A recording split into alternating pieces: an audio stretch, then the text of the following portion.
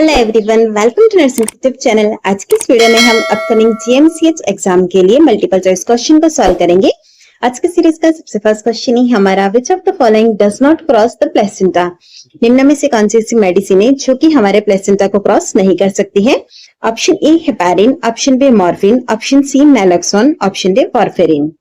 Right answer रहेगा हमारे यहाँ पर ऑप्शन ए यानी कि हेपारिन। हेपारिन को हम प्रेगनेंसी के अंदर एडमिनिस्टर कर सकते हैं क्योंकि यह जो होती है वो प्लेसेंटा को क्रॉस नहीं करती है। चलिए इसका रेशनल भी हम देख लेते हैं। सबसे फर्स्ट हमें यहाँ पर ऑप्शंस के अंदर मेडिसिन दी गई थी हेपारिन, उसे प्रेगनेंसी के अंदर यूज किया जा सकता है यानी कि सेफर है। नेक्स्ट बात आती है वारफेरिन की। वारफेरिन को नहीं कर सकते हैं, अनसेफ है। इसलिए अगर आपको पूछा भी जाए कि कौन सी ऐसी एंटीकोएगुलेंट ड्रग है जिसे कि प्रेगनेंसी के अंदर हम सेफली एडमिनिस्टर कर सकते हैं, तो वो भी हमारी हेपारिन होगी। नेक्स्ट आता है हमारा नैलोक्सोन। नैलोक्सोन जो होता है उसे सिर्फ हम इमरजेंसी केसेस के अंदर यूज में लेते हैं। नेक्स्ट आता है मॉर्फिन। मॉर्फिन जो होती है उसे यूज्ड विद कॉशन के साथ यूज में लिया जाता है। नेक्स्ट क्वेश्चन ही हमारा, in 8-year-old admitted to the hospital in sickle cell crisis, appropriate nursing care during this period includes. एक 8 years old चाइल्ड है हमारे पास जिसे कि हॉस्पिटल के अंदर एडमिट किया गया सिकल सेल क्राइसिस के लिए। यहाँ पर हमारा एप्रोप्रिएट नर्सिंग केयर क्या रहेगा इस period? Option E, administration of analgesic. Option B, active range of motion exercise to all joints.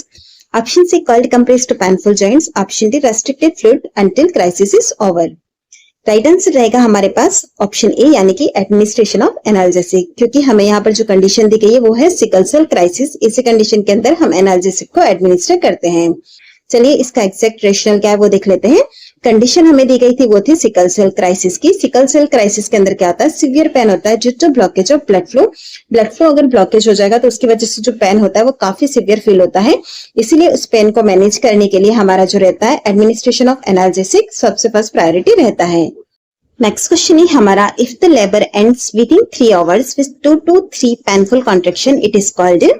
जो हमारा लेबर का प्रोसेस होता है वो अगर विद इन 3 hours के अंदर 2 से 3 पेनफुल कॉन्ट्रैक्शंस के साथ एंड हो जाता है तो उसे हम क्या कहते हैं? Option A difficult labour, option B precipitate labour, option C prolonged labour, option D normal labour. Right answer रहेगा हमारा यहाँ पर ऑप्शन बी यानी कि प्रेसिपिटेट लेबर। चलिए प्रेसिपिटेट लेबर का एग्जैक्ट डेफिनेशन क्या है वो भी हम देख लेते हैं। Precipitate labour refers to an unusually rapid of labour and child birth. Precipitate labour के अंदर क्या होता है कि अनयूजुअली जो होता है वो रैपिडली प्रोग्रेस हो जाता है लेबर और चाइल्ड बर्थ, जैसा कि आपने देखा था कि विद इन 3 hours हो गया था। और यह क्या रहता है exact, lasting less than 3 hours, 3 घंटे से भी कम के टाइम के अंदर जो हमारा लेबर का प्रोसेस है वो एंड हो जाता है from the onset of regular contractions to delivery. यह कहलाता है हमारा प्रेसिपिटेट लेबर। नेक्स्ट क्वेश्चन ही हमारा, what does it mean if there is no thrill or bruit in the fistula. AV fistula के अंदर कोई भी थ्रिल या ब्रूट नहीं है तो इसका क्या मतलब है? Option A, the fistula is working well, option B, the patient is sleeping, option C, there may be blockage in the fistula, option D, the fistula is bigger than normal.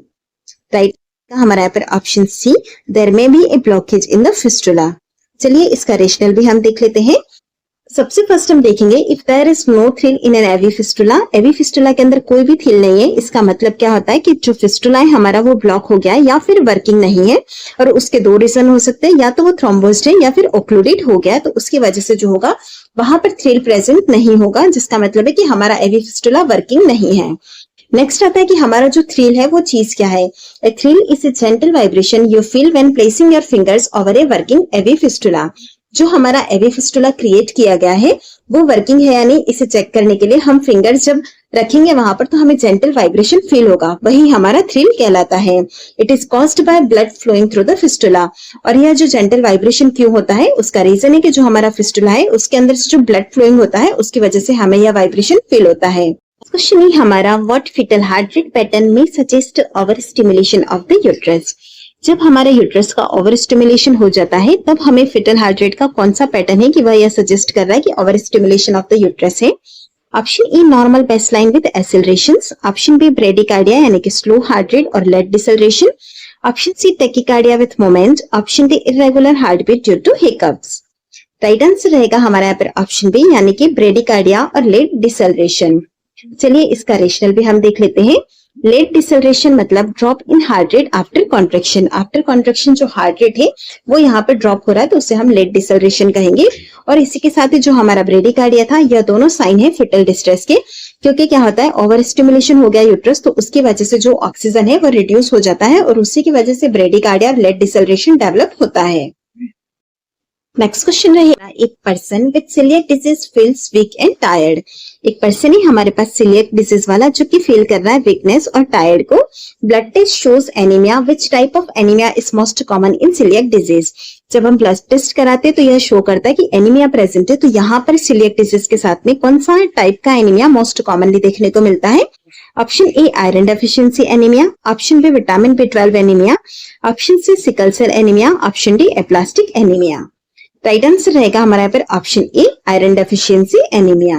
अगर हम बात करते हैं सीलिएक डिजीज की तो वहां पर उसके साथ में जो मोस्ट कॉमन टाइप का एनीमिया देखने को मिलता है वो रहता है हमारा आयरन डेफिशिएंसी एनीमिया। चलिए अब यह डेवलप क्यों होता है वो भी हम देख लेते हैं। सबसे पहले ग्लूटेन अगर इंटेक होगा उसकी वजह से क्या होगा, इम्यून रिएक्शन होगा स्मॉल इंटेस्टाइन के अंदर, और यह जो इम्यून रिएक्शन होता है उससे जो इंटेस्टाइनल विलाई होती है वो डैमेज हो जाती है। अगर विलाई डैमेज हो रही है इसका मतलब है कि decrease iron absorption occurs in डियोडिनम।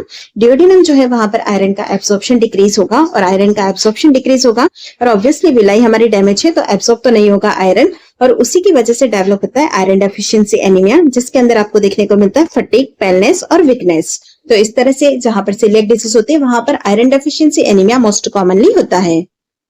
Next question है हमारा, a child with interception becomes lethargic and has a distended abdomen, what complication should you suspect.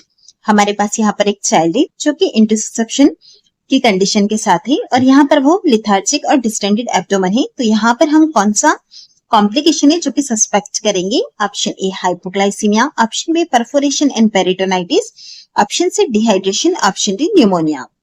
Right answer रहेगा हमारे यहाँ पर option B perforation and peritonitis. अगर हम बात करते हैं हाइपोग्लाइसीमिया की तो वो हमारा राइट आंसर नहीं होगा। हाइपोग्लाइसीमिया की वजह से लेथार्जी हो सकता है लेकिन एब्डोमिनल डिस्टेंशन रिलेटेड नहीं है। नेक्स्ट हम बात करते हैं परफोरेशन एंड पेरिटोनाइटिस, यह हमारा यह हमारा राइट आंसर है। यह लाइफ थ्रेटनिंग कॉम्प्लिकेशन है due to bowel ischaemia. Next हम बात करते हैं डिहाइड्रेशन की। डिहाइड्रेशन पॉसिबल है but not with severe distension and worsening condition. Next हम बात करते हैं न्यूमोनिया की। न्यूमोनिया जो है वो यहाँ पर जो कंडीशन दी गई है उसके साथ रिलेटेड नहीं है, सो इस तरह से आप देख सकते हैं ऑप्शन पे परफोरेशन एंड पेरिटोनाइटिस यहाँ पर हम सस्पेक्ट करेंगे क्योंकि हमें जो कंडीशन दी गई है वो है हमारी, एक तो पेशेंट लेथार्जी हो रहा है, दूसरा एब्डोमेन भी डिस्टेंडेड है।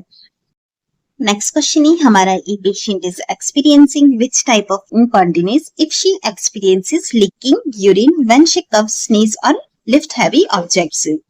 यहाँ पर हमारे पास एक पेशेंट है, फीमेल पेशेंट है जो कि एक्सपीरियंस कर रही है यूरिन लीक, और वो भी कब हो रहा है, जब वह कफिंग, स्नीजिंग या फिर किसी हैवी ऑब्जेक्ट को लिफ्ट करती है, तब यहाँ पर कौन से टाइप का इनकॉन्टिनेंस होगा। Option A reflex, option B stress, option C overflow, option D urge. Right answer रहेगा हमारा यहाँ पर ऑप्शन बी स्ट्रेस इनकॉन्टिनेंस। चलिए हम इसका रेशनल भी देख लेते हैं। स्ट्रेस इनकॉन्टिनेंस के अंदर क्या आता है, leakage when pressure is placed on the bladder. जब ब्लैडर के ऊपर प्रेशर जो होता है वो प्लेस होता है तो उसकी वजह से जो लीकेज होता है वो स्ट्रेस इनकॉन्टिनेंस होता है। इसका कॉमन कॉज क्या होता है, पेल्विक फ्लोर मसल्स जो होती है वो वीक हो गई है तो उसकी वजह से होता है। एग्जाम्पल चाइल्ड बर्थ सर्जरी या एज की वजह से जो होता है पेल्विक फ्लोर के मसल्स जो होती है वो वीक हो जाती है तो उसकी वजह से स्ट्रेस इनकॉन्टिनेंस डेवलप हो सकता है। बात करते हैं इसके की सिम्टम्स की, तो की सिम्टम्स के अंदर जो होता है हमारा होता है ड्यूरिंग कफिंग, स्नीजिंग, हंसते वक्त भी होता है, और कोई हैवी ऑब्जेक्ट लिफ्ट किया तो वहां पर भी हो सकता है। तो उस टाइप का जो इनकॉन्टिनेंस होता है वो कहलाता है हमारा स्ट्रेस इनकॉन्टिनेंस। नेक्स्ट क्वेश्चन है हमारा, which arm should you avoid for blood pressure और IV insertion in a patient with an AV fistula. हमारे पास यहाँ पर पेशेंट है जिसको कि एवी फिस्टुला है, यहाँ पर कौन सी ऐसी आर्म होगी जिसको हम अवॉइड करेंगे फॉर द ब्लड प्रेशर और आईवी इंसर्शन के लिए। Option A the leg, option B non fistula arm, option C the fistula arm, option D both arms. Right answer रहेगा हमारे यहाँ पर ऑप्शन सी यानी कि फिस्टुला आर्म्स। जो हमारी फिस्टुला आर्म होती है उसे हम अवॉइड करते हैं फॉर द ब्लड प्रेशर और आईवी इंसर्शन के लिए। चलिए अब हम इसका रेशनल भी देख लेते हैं।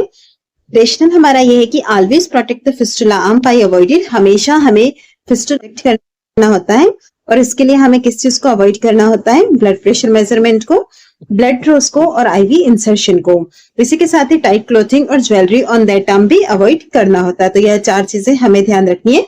चलिए इसका रीजन क्या है वो भी देख लेते हैं। ब्लड प्रेशर मेजरमेंट के साथ में क्या होता है कि बीपी कफ को हम स्क्वीज करते हैं तो इसकी वजह से जो फिस्टुला है उसके अंदर ब्लड फ्लो स्टॉप होगा या फिर रिड्यूस हो जाएगा, जिसकी वजह से जो हमारा रिस्क ऑफ ब्लॉकेज है वो इंक्रीज होता है। इसीलिए हम बीपी मेजरमेंट को अवॉइड करते हैं। नेक्स्ट होता है हमारा ब्लड ड्रॉस और आईवी इंसर्शन। इन दोनों के अंदर क्या होता है, हम नीडल को इंसर्ट करेंगे, इसकी वजह से स्किन ब्रेक हो जाएगी और इन्फेक्शन इंट्रोड्यूस हो सकता है। नेक्स्ट आता है हमारा टाइट क्लोथिंग और ज्वेलरी ऑन दैट आर्म। इससे क्या होगा कि इससे भी हमारा ब्लड फ्लो ऑब्स्ट्रक्ट होगा। डायलिसिस वाले पेशेंट्स के अंदर जो फिस्टुला होता है वो एक लाइफलाइन होता है, इसलिए इसे प्रोटेक्ट करके सेफली रखना होता है फॉर इफेक्टिव डायलिसिस।